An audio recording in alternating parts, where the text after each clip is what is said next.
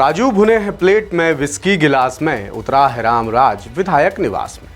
पक्के समाजवादी हैं तस्कर हों या डकैत, इतना असर है खादी के उजले लिबास में।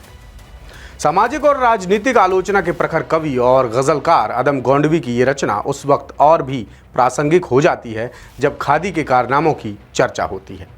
और आज हम सूत्रधार की खास खबर में एक ऐसे ही खादीदार नेता की बात करेंगे जो मध्य प्रदेश की 15वीं विधानसभा के दौरान विधायक थे। विधायक बनने के बाद नेताजी को अपने क्षेत्र की जनता का भला करना था, कल्याण करना था, लेकिन उन्होंने सबसे पहले अपने परिवार का कल्याण किया। बात हो रही है टीकमगढ़ क्षेत्र से बीजेपी के पूर्व विधायक राकेश गिरी की, जिनके विधायक बनते ही उनके भाई बंधु सब अचानक जमीन के कारोबार में उतर आए और ग्रीन जोन की जमीन पर निजी रहवासी कॉलोनी काट दी। मौजूदा हाल ये है कि मामला हाईकोर्ट पहुंच चुका है और कोर्ट ने सरकार से जवाब मांग लिया है। पूरा मामला जानने के लिए देखिए द सूत्र के इनपुट हेड रवि अवस्थी की ये खास रिपोर्ट।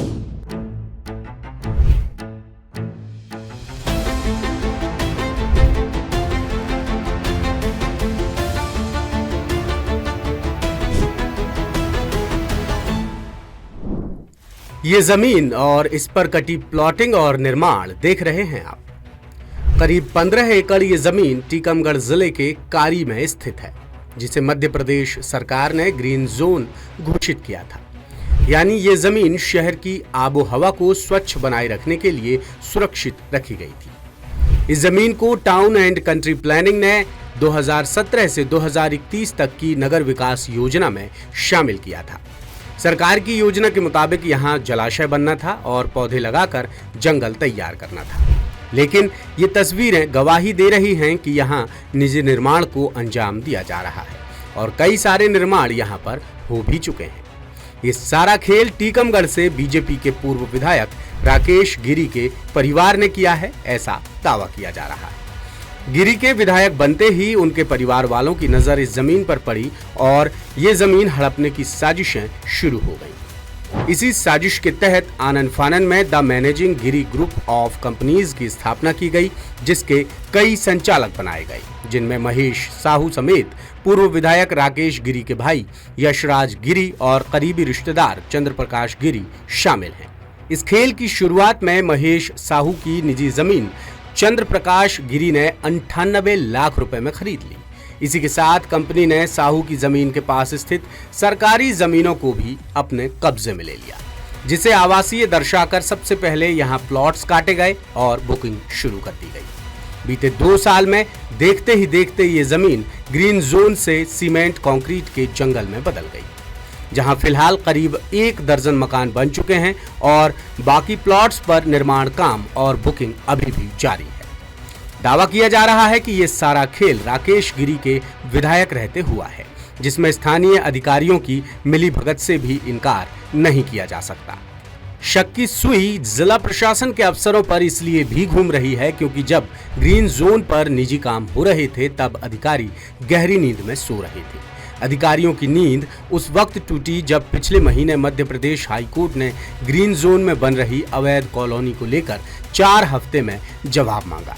कोर्ट के आदेश के बाद अफसरशाही में हड़कंप मचा हुआ है। कोर्ट के सख्त रुख के बाद ग्राम एवं नगर निवेश संचालनालय ने बीते 6 जून को रियल एस्टेट कंपनी के कर्ता धर्ताओं के नाम नोटिस जारी किया और 10 दिन में भोपाल आकर अपना पक्ष रखने का आदेश सुनाया, लेकिन बिल्डर कंपनी ने सरकारी आदेश को हवा में उड़ा दिया और अब तक कोई जवाब पेश नहीं किया।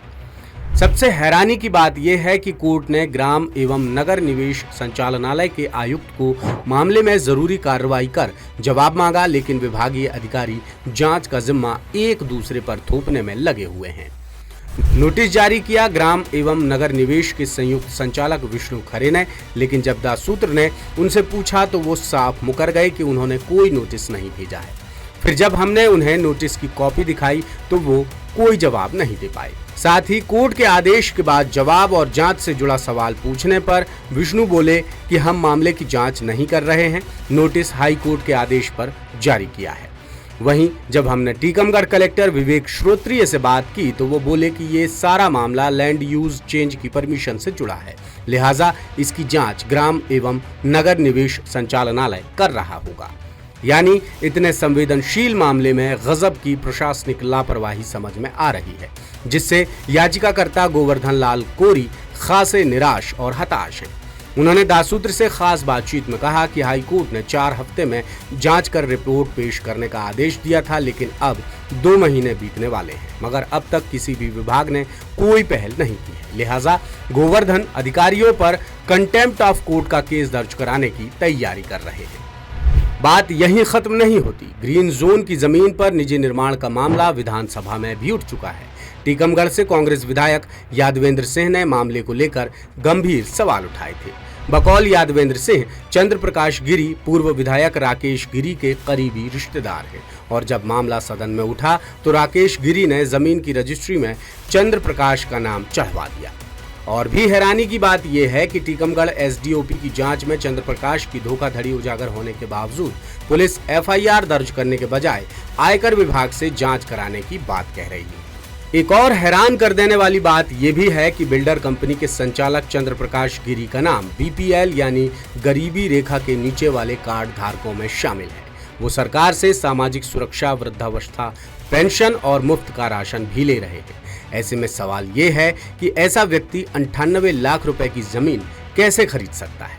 इस संबंध में चंद्र प्रकाश के खिलाफ पुलिस में शिकायत भी दर्ज हो चुकी है, जिसकी जांच एसडीओपी राहुल कटरे ने की थी, जिनकी रिपोर्ट में चंद्र प्रकाश के खिलाफ की गई शिकायत को सही ठहराकर आयकर विभाग से जांच कराने की सिफारिश की गई है।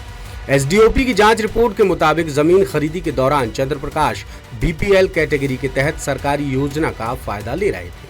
जानकारी के मुताबिक शिकायत और जांच की भनक लगते ही चंद्र प्रकाश ने जिला पंचायत में अपना नाम बीपीएल सूची से हटवाने और पेंशन बंद करवाने का आवेदन भी दिया था, लेकिन तब तक सारी कलाई खुल चुकी थी।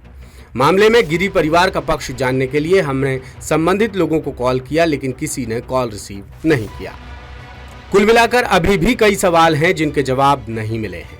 दूसरी तरफ प्रशासन की लापरवाही और कोर्ट के आदेश के बाद लीपापोती भी समझ से परे है। लेटेस्ट, इन्वेस्टिगेटिव और इन डेप्थ खबरें देखने के लिए ज्वाइन कीजिए द सूत्र का व्हाट्सएप चैनल, सब्सक्राइब कीजिए यूट्यूब चैनल, लाइक कीजिए फेसबुक पेज और पढ़ते रहिए वेबसाइट www.daसूत्र.com।